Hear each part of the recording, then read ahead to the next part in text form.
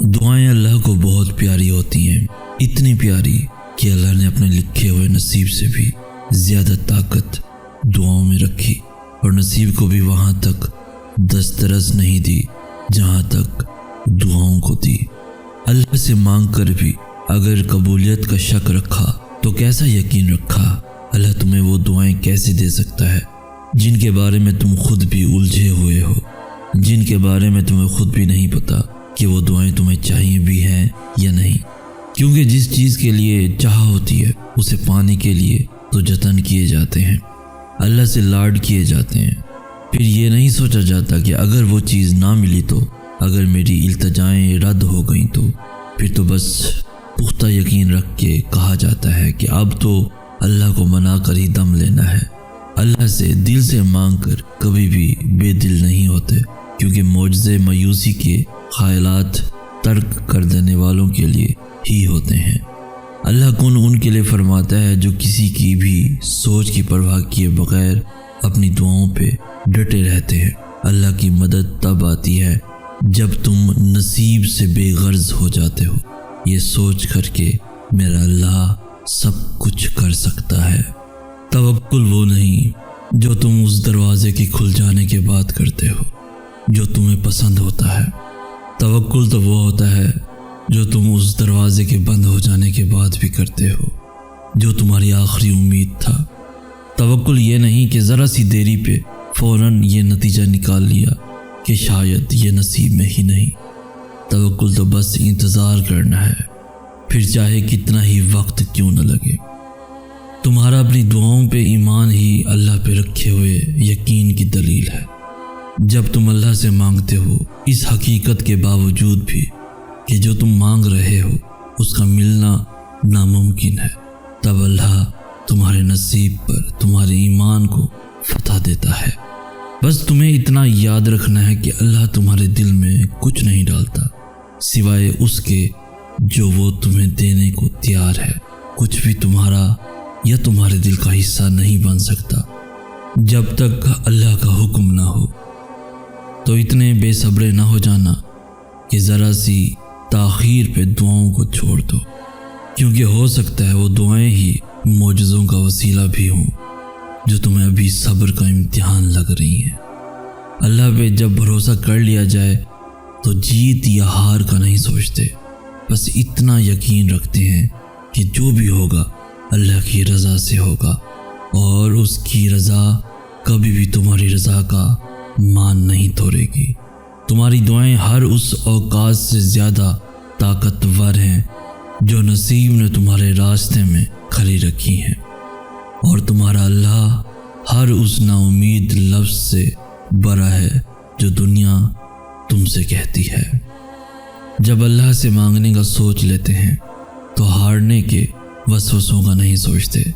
جب اللہ سے مدد کی فریاد کرتے ہیں تو یہ تو فکر ہی نہیں کرتے کہ مخالف کون ہے۔ آزمائشیں ہمیشہ تمہاری ان چیزوں کے لیے ہونے والی محبت پرکھنے کے لیے نہیں آتی جو تم سے دور کر دی گئی ہیں۔ آزمائشیں تو تمہاری اللہ سے محبت کی شدت پرکھنے کے لیے آتی ہیں۔ دنیاوی رشتے توڑ کر تمہارا امتحان لیا جاتا ہے کہ تمہارا اللہ سے رشتہ کتنا مضبوط ہے۔ مجازی چاہتیں دور کر کے تمہیں آزمایا جاتا ہے کہ تم حقیقت سے کتنا قریب ہو۔ یہ رکاوٹیں اس لیے نہیں ہیں کہ تم جو مانگ رہے ہو وہ تمہارے نصیب میں نہیں ہے، بلکہ یہ رکاوٹیں تو اس لیے ہیں کیونکہ تمہیں قبولیت سے پہلے قبول کرنے والے کے پاس پہنچانا ہے۔ یہ درد جسے تم ابھی گزر رہے ہو یہ اللہ کے منصوبے کا حصہ ہے۔ تمہیں پہلے اس کے پاس لے جایا جاتا ہے جس کے لیے تمہیں پیدا کیا گیا ہے، اللہ کے لیے، اور پھر تم تک وہ سب واپس کھینچ لایا جاتا ہے جسے تمہارے لیے پیدا کیا گیا ہے۔ اور یاد رکھو کہ وہ ہر کسی کو اپنے پاس واپس لوٹ آنے کا موقع نہیں دیتا، وہ ہر کسی کو اپنی محبت عطا نہیں کرتا۔ تو اگر اللہ نے تمہیں اپنی محبت کے لیے منتخب کیا ہے تو جان لو کہ وہ پہلے سے ہی وہ سب تمہارے لیے تیار کر چکا ہے جو تم اس سے مانگتے ہو۔ اللہ کے پیار کے لیے جن کو چن لیا جائے ان سے پھر کائنات کی ہر چیز بھی پیار کرنے لگتی ہے۔ جیسے معجزے اللہ کے حکم کا انتظار کرتے ہیں، ویسے ہی جس سے اللہ کو محبت ہو معجزے ان کی دعاؤں کا انتظار کرتے ہیں۔ جو اللہ کو خوش رکھتا ہے اللہ اس سے خوش رکھتا ہے۔ تمہیں تو خبر بھی نہیں کہ اللہ تمہارے لیے کیسے کیسے ذریعہ بناتا ہے۔ تمہیں جو آخری وسیلہ لگ رہا ہوتا ہے، اصل میں وہ تو اللہ کے وسیلوں کا آغاز ہوتا ہے، کیونکہ تم اس کی مصلحتوں کا گمان نہیں کر سکتے۔ تم یہ کبھی نہیں سمجھ سکتے کہ اس نے کن کن بہانوں سے تمہیں نوازنے کے منصوبے بنائے ہیں اور کن کن راستوں سے اس نے تمہیں عطا کرنا ہے۔ اور اس کی سب سے بڑی دلیل تہجد ہے کہ اللہ نے یہ ایسی نماز بنائی جس کا صلہ صرف اور صرف عطا ہے۔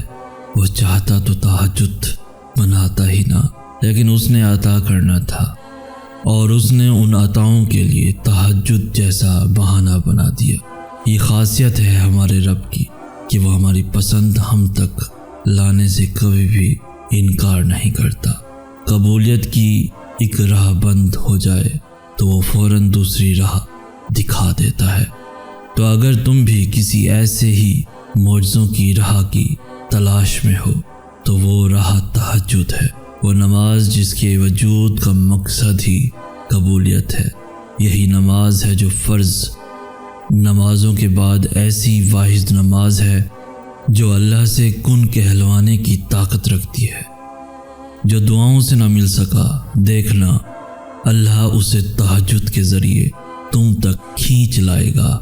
تہجد تو بس بہانہ بنتی ہے، ورنہ کن کے فیصلے تو کیے جا چکے ہوتے ہیں۔ تہجد کا بس ایک سجدہ سارے غم سمیٹ لیتا ہے۔ اللہ سے کھلے آسمان تلے بیٹھ کر کی گئی وہ ایک گفتگو قسمت کا پاسا پلٹ دیتی ہے۔ رات کے اندھیروں میں سجدہ ریز ہو کر سنائی گئی وہ خاموش داستان جسے سننے کے لیے نہ الفاظ ملتے ہیں نہ ہی آواز، وہ داستان اللہ کو ساری کہانیوں سے زیادہ پیاری لگتی ہے۔ تہجد کی بے زبان دعائیں جب عرش سے ٹکراتی ہیں تو تمہاری اس چپ کا شور ایسے عرش پہ گونجتا ہے جیسے کائنات میں تمہاری آواز کے سوا کوئی دوسری آواز نہ ہو۔ پھر اللہ تمہارے اس یقین سے دھڑکتے ہوئے دل کو اپنے وہ معجزے دکھاتا ہے جس کا اس نے تم سے وعدہ کیا تھا۔ جب تم اسے راضی کرنے کے لیے محبت کی اس انتہا کو پہنچ سکتے ہو کہ تہجد بھی قضا نہ ہو، تو پھر سوچو تمہارے اللہ کی محبت کی پہنچ کہاں تک ہوگی۔ اس کی طاقتوں کا تو کوئی مقابلہ ہی نہیں۔ تم اسے مانگنے کے لیے اس وقت آؤ جو اس نے مقرر کیا ہی کن کہنے کے لیے ہے، تو پھر وہ کیسے تمہیں خالی ہاتھ لوٹا سکتا ہے۔ وہ اپنے وعدوں کا پکا ہے، جب کہہ دیتا ہے کہ مانگو مجھ سے میں دوں گا، تو پھر وہ دے کے رہتا ہے۔